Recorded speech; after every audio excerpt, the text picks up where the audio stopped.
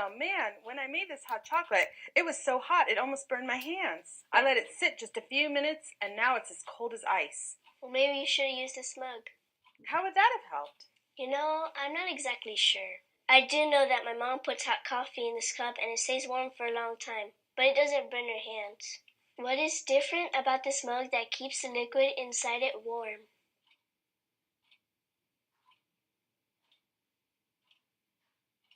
When something stops or slows down heat from traveling through it, we call that an insulator. Hey, my puffy jacket keeps me so warm, so maybe that's an insulator too. Probably. Here, I reheated it for you. Oh, thank you. I guess my glass cup wasn't a good insulator because it let the heat escape. Right, so it seems the glass could be a good conductor for heat. A conductor is a person who drives a train.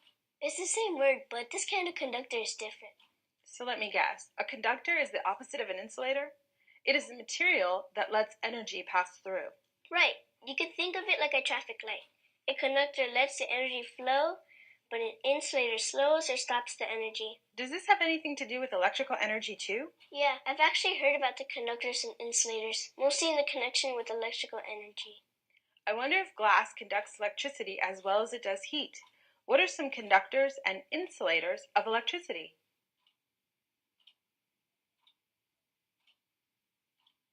We could use these science project supplies to test it out. That's a great idea.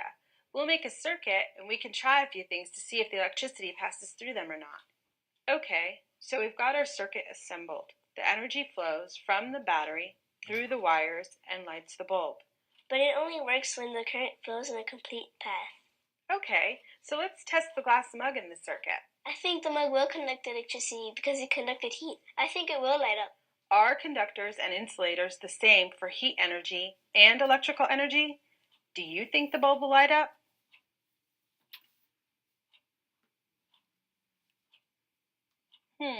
I guess glass is an insulator when it comes to electrical energy. Lots of things can insulate or slow down the movement of electrical energy. Rubber and wood are two common insulators for electricity. The plastic coating on these wires is an insulator. If we were to touch the metal inside, we would get burned or shocked. Metals are great conductors for electricity and heat. Water can conduct electricity too. That's why we're not supposed to go near the pond when there's a lightning storm. So in the circuit we just made, the electricity was lighting a bulb.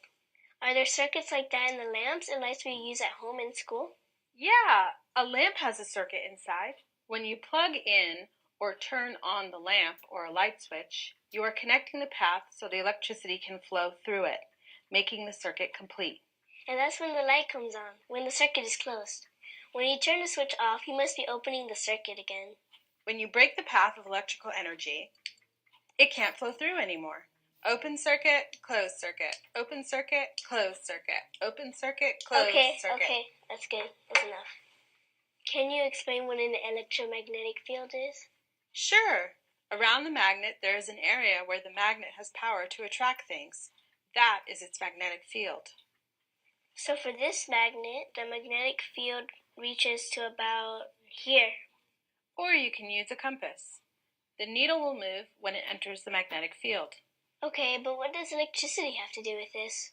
An electromagnetic field can also be created by running current through a circuit. And that's what you did for your science project, right? Yep. I tested how we could make an electromagnet stronger by using a different power source or by coiling the wire around a nail. I measured the strength of the electromagnet by how many paper clips it could pick up. Did you know there are electromagnets strong enough to lift a car in a junkyard? Wow, that's crazy. What else uses electromagnets? Well, electric motors for one. I wonder how those work. Let's do some research to find out. See you next time.